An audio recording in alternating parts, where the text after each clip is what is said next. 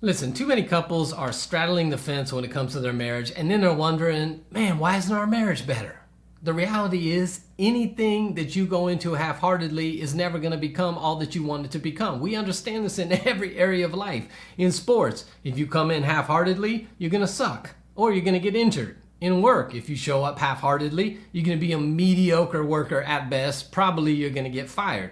We understand that, but yet so many couples are coming into their marriages half-heartedly, not all in, and then they're wondering, man, why isn't our marriage what we want it to be? But when you go all in your marriage, it then has the potential to be the kind of marriage you actually desire. So in this video, I want to give you 4 ways that you can go all in today in your marriage to make your marriage go from where it is now to ultimately where you want it to be. Before we do, if you haven't already downloaded the free guide to intimacy, you'll see a link in the description area below. Listen, it goes through 4 areas of intimacy, allows you to evaluate your relationship currently and give you some practical ways to increase intimacy in the areas you need it most. If you haven't already purchased RelationShots, the book, I don't know what you're waiting for. Get it. You'll see a link in the description area below. So 4 ways that you can go all in your relationship in order to create the relationship that you ultimately desire. Number 1 is you need to assume that it's likely. Not assume it's possible, assume it is likely for you to have a very happy marriage. Too many couples don't believe it's likely, and so they're never going to get it. It becomes a self-fulfilling prophecy. There's a proverb that says, as a man thinks, so he is. Tony Robbins says, whatever you hold in your mind on a consistent basis is exactly what you will experience in your life. Happy couples report that they get through difficult times because they believe that happier days are likely, and that's what helps them through. There's a lot of skepticism right now in our current culture around marriage, which leads to futility, which becomes a self-fulfilling prophecy of couples not doing well and making it. Many people have bought in to the false narrative that 50% of all marriages fail. That's not true. It's never been that high. The highest it's ever been is low 40s. But the reality is, when marriages are surveyed, 80% of couples say they have a happy marriage, which means it is very highly likely that if you're not there right now, that your marriage can be a happy, fulfilling, fantastic marriage. But you have to believe it, and you have to assume it's not just possible, it's actually likely. Number 2, you got to take divorce off the table.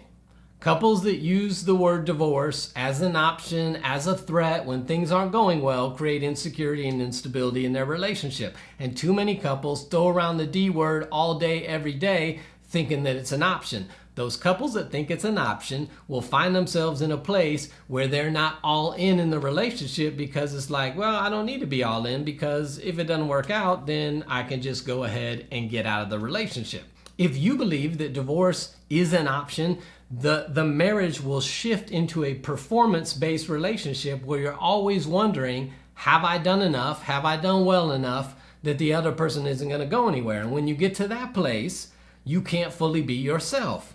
Couples that know divorce is not an option will stick in it no matter what. If you believe that divorce is an option, you will have less incentive to do the work. You will have less tolerance for relational pain. But if you believe that divorce is not on the table and that you're in this for life, guess what? You can have bad days and weeks and months and seasons and even years because you know, listen, we're going to figure out at some point.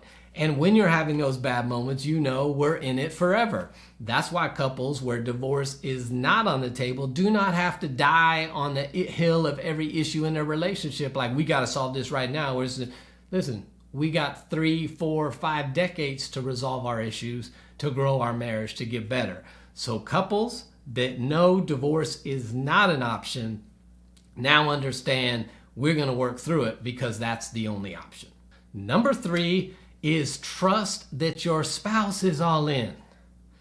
See, part of the problem is if we don't believe our spouse is all in, it will impact how we show up in the relationship. It's going to be hard for me to go all in if I'm not fully convinced and fully trusting and fully believing that my spouse is all in the relationship. I'm going to start wondering. I'm going to maybe not do some things for fear that it might make them mad if I don't know that they're all in. Or I may avoid conflict because I think conflict's a bad thing and it might cause them to get out.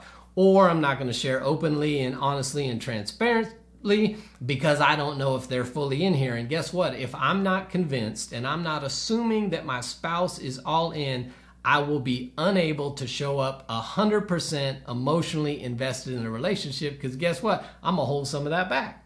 I don't know if you're all in. I don't know if you're going to be here. So if you walk out, I don't want to get 100% hurt. So if I only give you 70%, then you can only hurt me 70%, and I'm going to withhold in the relationship. So couples that have happy relationships, that have the marriages they desire, they have to trust that their spouse is all in, and they need to be all in as well. And number 4, couples, if you want to be all in, you got to do the work. Listen, despite what romance movies and your best friend and the relationship expert down the street online says, you got to do the work. This isn't all about chemistry and feelings and doing what I feel like. Listen, if you need new tools in a relationship, you need to go buy a book.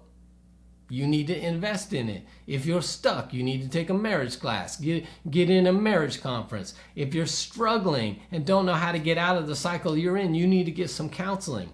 But you got to be willing to do the work. If you're all in, you got to put in all the work in the relationship.